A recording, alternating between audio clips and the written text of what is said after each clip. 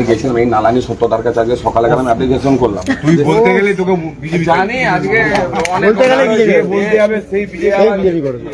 বলবো না কাউন্সিলরকে বলতে গেলে কাউন্সিলর অলরেডি আমাকেই বিজেপি লোক সাজিয়ে দিয়েছে যে আমি বিজেপি।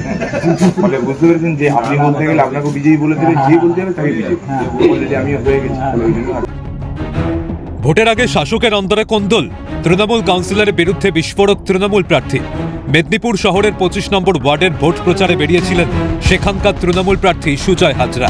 প্রচারে বেরিয়ে সাধারণ মানুষের অভাব অভিযোগের কথা শোনেন তিনি। তারপরেই তৃণমূল কাউন্সিলর সত্যসুন্দর পয়রাকে কাঠগড়ায় দাঁড় করিয়ে দেন। তৃণমূল প্রার্থী সুজয় হাজরার দাবি, কাউন্সিলরের কাছে গেলেই গায়ে বিজেপির তকমা লাগবে। সোশ্যাল মিডিয়ায় ভাইরাল সেই ভিডিও, যদিও ভিডিও সত্যতা যাচাই করেনি সিএন। আমি গেছিলাম এই নালানি সত্যতার কাছে, আজকে সকালে গেলাম অ্যাপ্লিকেশন করলাম। তুই বলতে গেলে তোকে বিজেপি জানি আজকে বলতে গেলে বলতে হবে সেই বিজেপি করবে। বলবো না কাউন্সিলরকে বলতে গেলে কাউন্সিলর অলরেডি আমাকেই বিজেপি লোক সাজিয়ে দিয়েছে যে আমি বিজেপি। ফলে বুঝতে পেরেছেন যে আপনি বলতে গেলে আপনাকে বিজেপি বলে দেবে, যে বলতে হবে তাকে বিজেপি অলরেডি আমি হয়ে গেছি। ওই জন্য এই বিষয়ে তৃণমূল প্রার্থীর সঙ্গে যোগাযোগের চেষ্টা করা হলেও কোনো প্রতিক্রিয়া মেলেনি। অন্যদিকে তৃণমূল কাউন্সিলর সত্যসুন্দর পয়রা পাল্টা আক্রমণ শানিয়েছেন। দলের প্রার্থীকে রীতিমতো দাম্ভিক, অহংকারী বলে তোপ দেখেছেন। প্রার্থী ভোট প্রচারে গিয়েছেন সেই ব্যাপারেও স্থানীয় কাউন্সিলরকে জানানো হয়নি বলে তিনি তৃণমূল প্রার্থীর বিরুদ্ধেও একরাশ ক্ষোভ উগরে দেন। আমাকে জানে না, আমার ওয়ার্ডে স্পিনিং মিলে এসেছিল কাজ মিটিং করতে, সেখানেও জানায়নি। আমার ওয়ার্ডে মানে প্রচার করতে এসেছেন, উনি আমাকে জানান।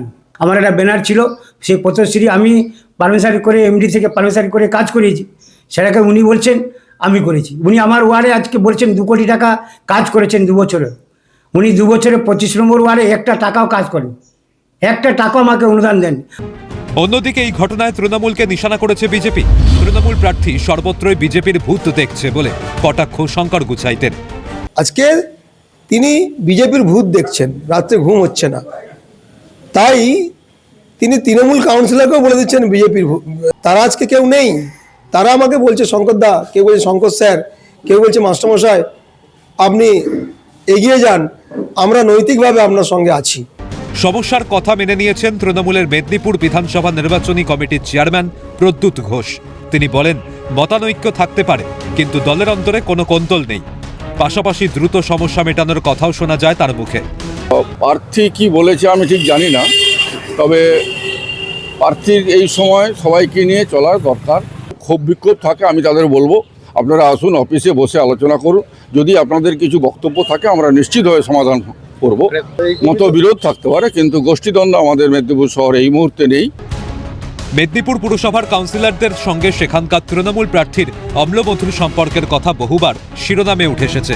এবার তৃণমূল প্রার্থী ও কাউন্সিলরের আক্রমণ পাল্টা আক্রমণে অস্বস্তিতে শাসক শিবির। তবে দলের কোন্দলকে ভুলে কি ভোট যুদ্ধে একসঙ্গে লড়াই করবে মেদিনীপুরের শাসক শিবির, এখন সেটাই দেখার। অভিষেক চক্রবর্তীর রিপোর্ট, ক্যালকাটা নিউজ।